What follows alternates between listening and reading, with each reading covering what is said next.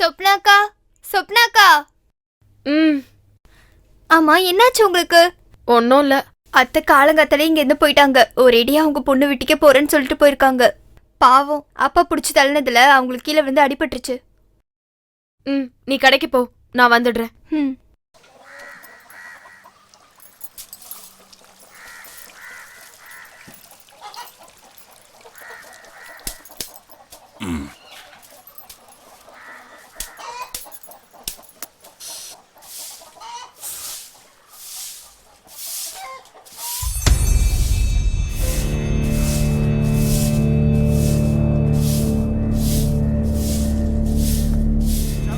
இசக்கேனே, இசக்கேனே, நம்ம செல்லப்பா சாரோட பொண்ணு தூக்கு மாட்டி தொங்கிட்டானே.